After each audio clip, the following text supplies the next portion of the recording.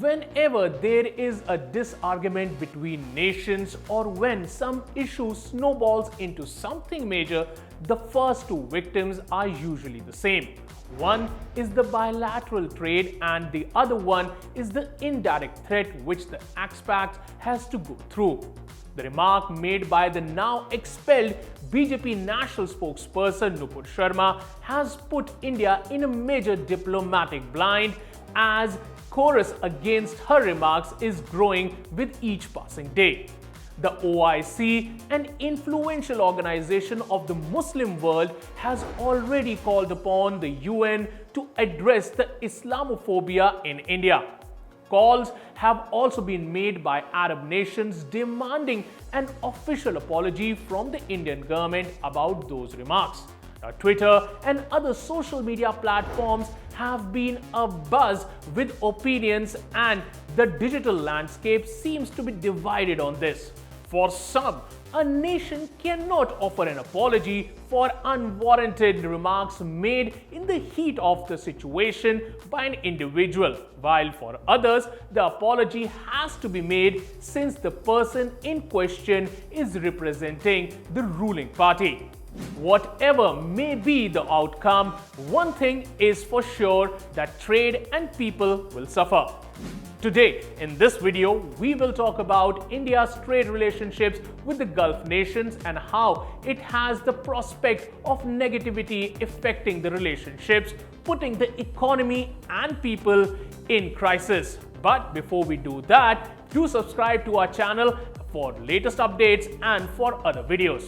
Now, if we talk about the trade, according to the Ministry of Commerce, in the year 2021-22, India exported products worth around 422 billion US dollars to the 6 GCC nations, while its imports stood at around 612 billion US dollars during that period. Now, the total volume of India's cumulative trade with Arab world currently stands at over 162 billion US dollars and covers a variety of goods and services from oil to infrastructure and telecommunications to consumer goods. India is the third largest importer of oil, and it looks to the Middle East for about 65% of its oil imports.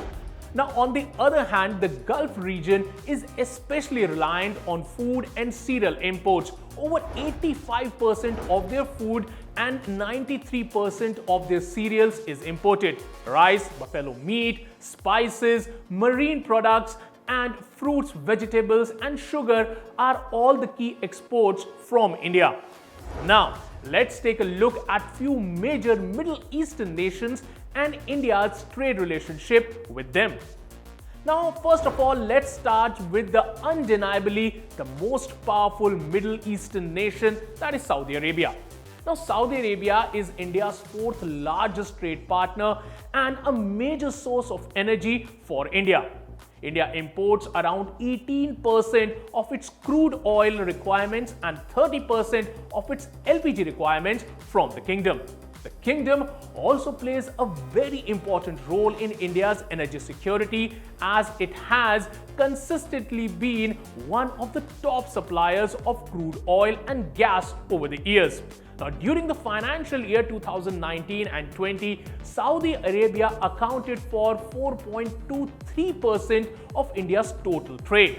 The kingdom is also a big investment partner for India, as there are about 450 companies registered as joint ventures, 100% owned entities in the kingdom. Now, in terms of the Indian diaspora in Saudi Arabia, there are over 2.2 million Indians over there, who accounts for a handsome proportion of the remittance that India receives from its overseas community. Now, let's look at UAE next. It is India's third largest trade partner after USA and China, and which is followed by Saudi Arabia. Now, trade with UAE accounts for more than 7% of India's total trade. Now, last year, UAE actually singled out India among 7 other nations as its future economic partner, and in this year, India's FTA with UAE has come into force. This agreement was the first in a series of FTAs that India is pursuing to boost exports sharply to $1 trillion each in merchandise and services by the year 2030. This was India's first FTA in more than a decade, and India is also looking at the rest of the Gulf states for similar agreements. In UAE alone, there are some 3.5 million Indians who are living, and they account for 33% of the remittance that India gets and more than $20 billion that India is receiving from them. Now, Indians actually in fact make up 1/3 of the UAE's population, which is huge. Now, the third country that we're going to talk about is Kuwait. Now, Kuwait was the 10th largest oil supplier to India during 2019 and 20, and it actually met 3.8% of the country's energy needs. Now, it is also the home for Indian expats ranging to over 1 million and actually accounts for 5.5% of the remittance that India is actually receiving. Now, India's export to Kuwait actually includes food items, cereals, textiles, cars, trucks, buses, tires, chemical, jewelry, handicraft, and metal products, among different things. Now, similarly, Qatar, Oman, and Bahrain are also very important from India's perspective in the region. Now, in geopolitics, it is very difficult to keep one issue immune from another, and the effects of one issue are far-reaching and catastrophic on other aspects of bilateral relationships.